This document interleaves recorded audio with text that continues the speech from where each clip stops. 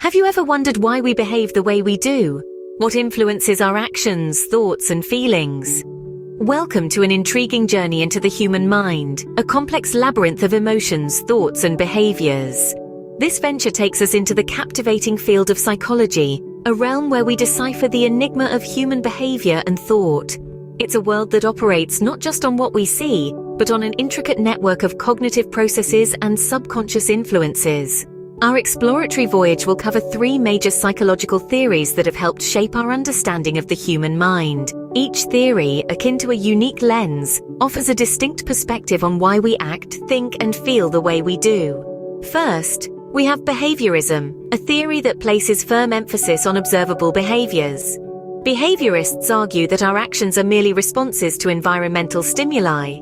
They believe that all behaviors are learned, and that internal thoughts and emotions are not essential for understanding human behavior. Next, we dive into the depths of psychoanalysis, a theory that ushers us into a realm of unconscious desires and conflicts. Psychoanalysis, conceptualized by the famed Sigmund Freud, suggests that our behavior is deeply rooted in the unresolved issues of our past and the subconscious mind.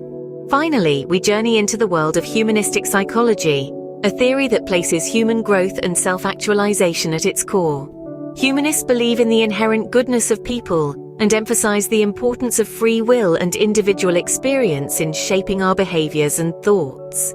As we delve into these theories, each one will unravel a layer of the human mind, offering insights into our actions, thoughts, and feelings. Together, they form a comprehensive framework that helps us understand the complexities of human behavior. So, fasten your seatbelts and get ready for this fascinating ride into the human mind. As we delve into these theories, prepare to challenge your understanding of human behavior and thought. Imagine we're all just products of our environment, with our actions solely influenced by reward or punishment. This is the crux of behaviorism. Delving into this fascinating psychological theory, we uncover the minds of key contributors like B.F. Skinner and John Watson, who have shaped the way we understand and interpret human behavior. Behaviorism, in its simplest form, is the scientific study of observable behavior. Rather than focusing on the internal emotions and thoughts that we can't see, behaviorists look at what they can see: our actions. They believe that our behavior is a direct response to stimuli from our environment.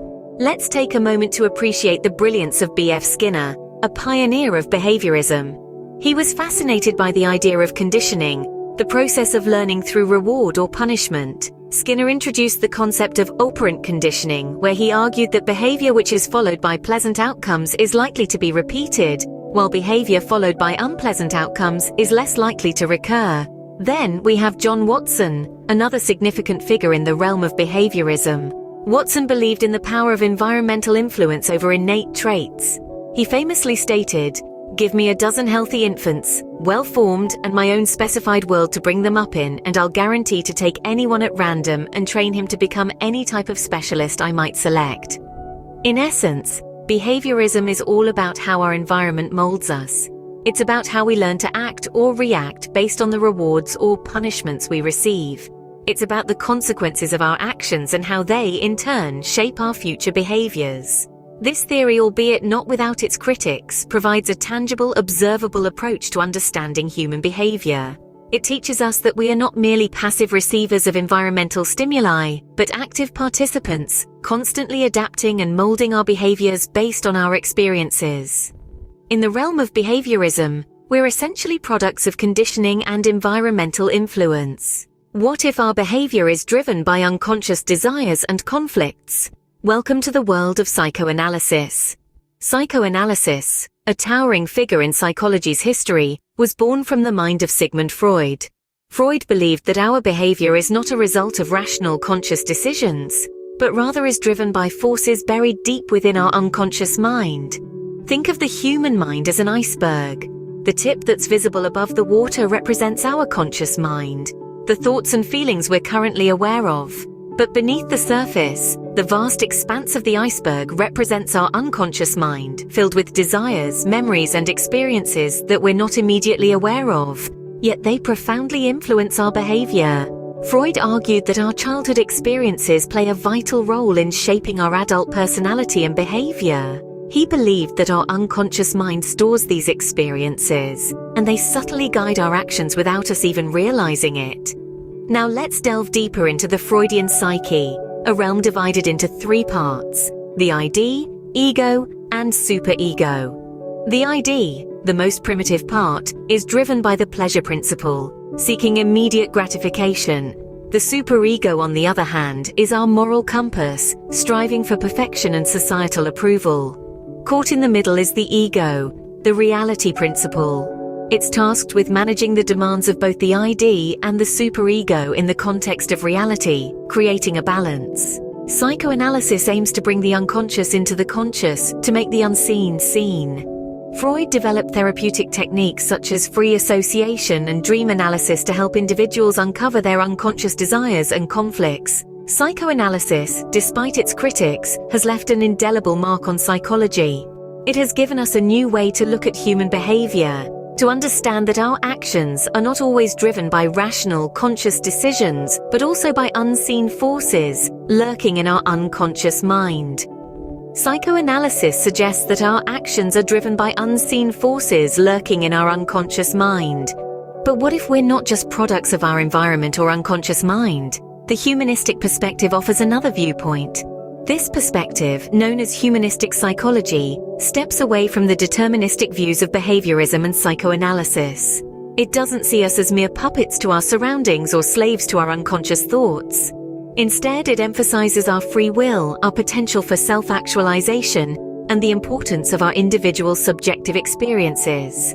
Now, let's delve into the minds of two key theorists behind humanistic psychology, Abraham Maslow and Carl Rogers. Maslow, you may know him from his famous hierarchy of needs. He believed that each of us has an innate drive to grow, to reach our fullest potential, a state he referred to as self-actualization. According to Maslow, this isn't about becoming perfect, but rather becoming all that one can be.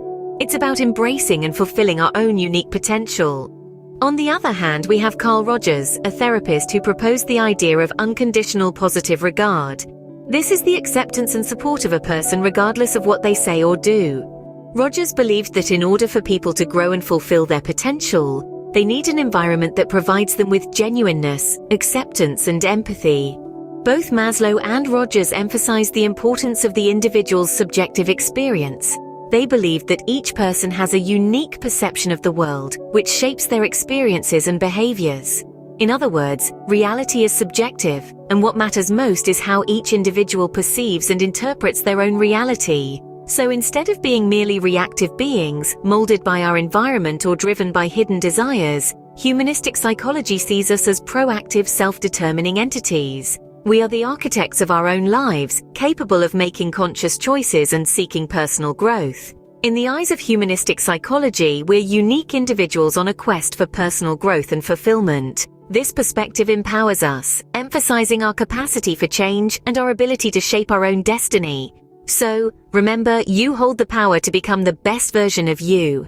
We've journeyed through different perspectives of human psychology, each offering a unique lens to view behavior. As we take a step back, let's revisit the major points that we've covered. Firstly, we delved into the realm of behaviorism.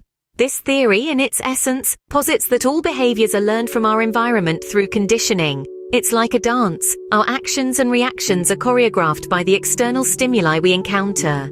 Behaviorists argue that our behaviors are a series of responses to the world around us, making us akin to complex mirrors, reflecting what we perceive. Next, we dove into the depths of psychoanalysis. This perspective, pioneered by the likes of Sigmund Freud, emphasizes the profound influence of the unconscious mind on our behaviors and thoughts. Picture an iceberg. The tip above the water represents our conscious mind, while the vast portion submerged beneath represents our unconscious. Psychoanalysis suggests that beneath our conscious awareness lie repressed memories and desires, shaping our behaviors in ways we may not even realize. Then we ascended towards the humanistic perspective. This theory champions the belief in personal growth and free will. Humanistic psychologists view individuals as inherently good and constantly striving towards self-improvement.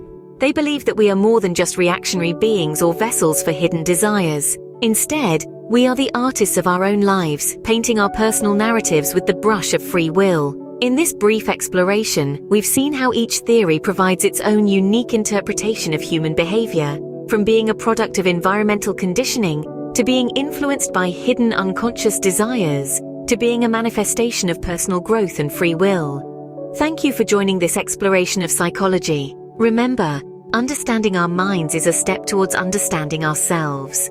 Don't forget to like, comment, and subscribe for more intriguing insights.